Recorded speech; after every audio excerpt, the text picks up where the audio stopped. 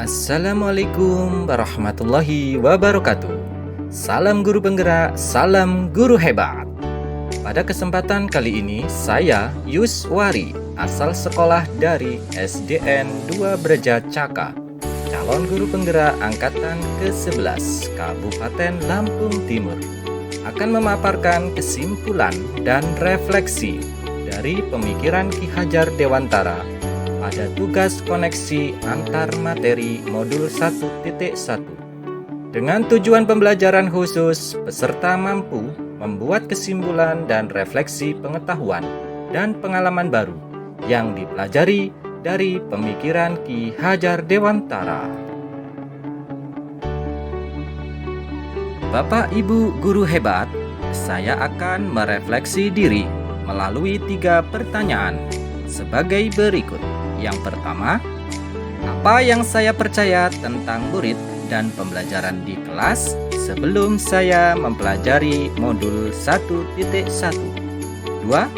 Apa yang berubah dari pemikiran atau perilaku saya setelah mempelajari modul ini? 3. Apa yang dapat segera saya terapkan lebih baik agar kelas saya mencerminkan pemikiran KHD? Baiklah Bapak Ibu guru hebat, saya akan menjelaskan satu per satu. Sebelum saya mempelajari modul 1.1, saya beranggapan bahwa murid adalah seorang yang dapat mengikuti apa yang diperintahkan oleh guru.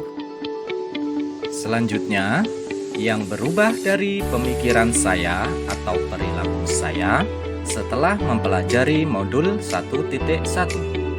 Setiap anak memiliki kodrat alam sehingga setiap anak itu unik dan memiliki karakteristik yang berbeda. Murid memiliki bakat sendiri-sendiri sebagai objek dalam pembelajaran di kelas. Tugas seorang pendidik adalah menuntunnya agar ia dapat mengembangkan kodrat alam tersebut sesuai dengan kodrat zaman. Sebelum saya mempelajari modul 1.1, saya beranggapan bahwa semua murid dapat mengikuti cara belajar yang dilakukan guru, asal ia memperhatikan penjelasan guru dan rajin berlatih mengerjakan soal. Yang berubah dari pemikiran saya atau perilaku saya setelah mempelajari modul 1.1. Murid sebagai subjek pembelajaran, merekalah pemegang kendali pembelajaran. Pendidik harus memfasilitasi belajar peserta didik agar mereka dapat menjadi manusia yang seutuhnya. Dan selanjutnya, sebelum saya mempelajari modul 1.1, saya beranggapan bahwa pembelajaran berpusat pada guru sebagai sumber ilmu. Yang berubah dari pemikiran saya atau perilaku saya setelah mempelajari modul 1.1.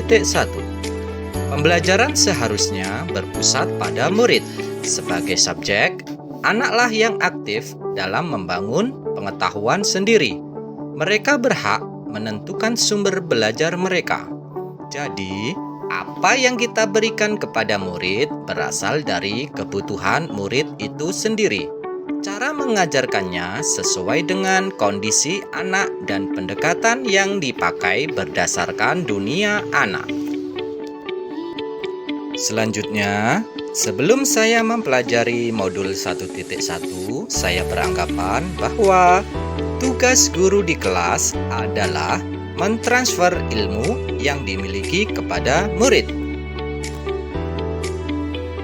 Yang berubah dari pemikiran saya atau perilaku saya setelah mempelajari modul 1.1. Tugas guru yang sebenarnya adalah membuat murid memahami pentingnya materi yang dipelajari menumbuhkan budi pekerti, membantu mereka mengidentifikasi manfaatnya bagi diri sendiri untuk kemudian diterapkan dalam kehidupan sehari-hari. Kepada orang banyak, hal ini mensyaratkan adanya proses pemaknaan materi, bukan sekedar menguasainya saja, akan tetapi juga menyadari manfaat untuk dirinya sendiri. Selanjutnya, sebelum saya mempelajari modul 1.1, saya beranggapan bahwa dalam pembelajaran di kelas terfokus pada penyelesaian kurikulum.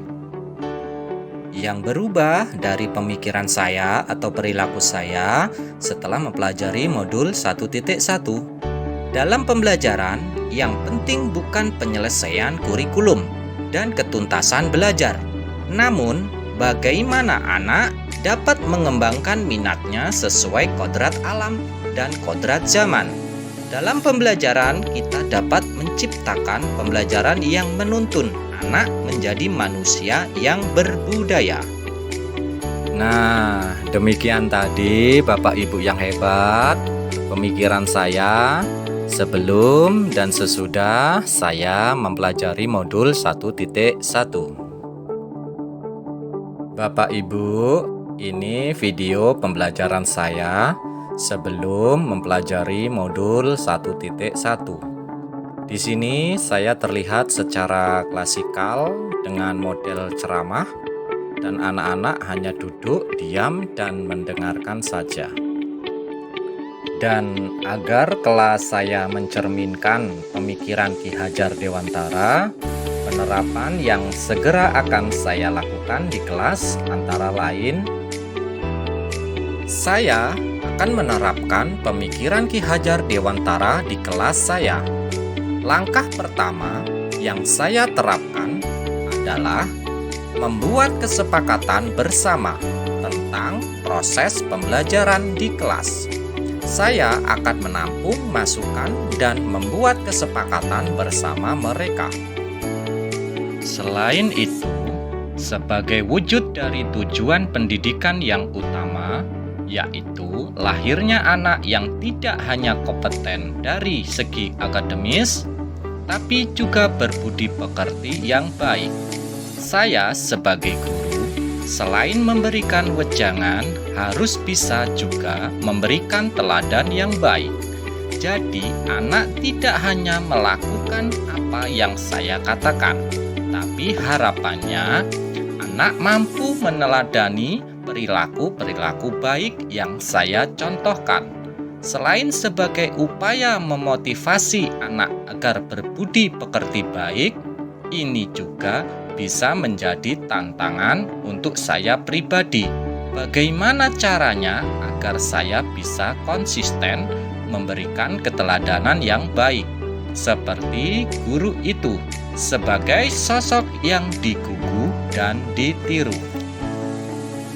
Dan yang terakhir, saya berharap saya bisa memaknai semboyan Ki Hajar Dewantara, yaitu sing ngarsa sing tulodo, ing madya mangun karso, serta tutwuri handayani. Bapak Ibu guru yang hebat, kesimpulan dari paparan saya, dasar-dasar dari pemikiran Ki Hajar Dewantara harus segera kita terapkan dalam proses pembelajaran di kelas ataupun di sekolah. Di antaranya, pendidikan adalah menuntun anak sesuai dengan minat dan bakatnya. Pendidikan bukan hanya ilmu akademis saja, namun perlu penanaman budi pekerti yang baik. Kemudian, pendidikan sejatinya adalah menghamba pada anak. Demikianlah pemaparan saya tentang koneksi antar materi pemikiran filosofis Ki Hajar Dewantara. Bapak Ibu guru yang hebat, apabila saya dalam menjelaskan banyak kata-kata saya yang kurang berkenan, kurang pas, kurang sempurna, saya memohon maaf yang sebesar-besarnya. Saya akhiri, wabillahi taufik wal hidayah. Wassalamualaikum warahmatullahi wabarakatuh. Salam guru penggerak.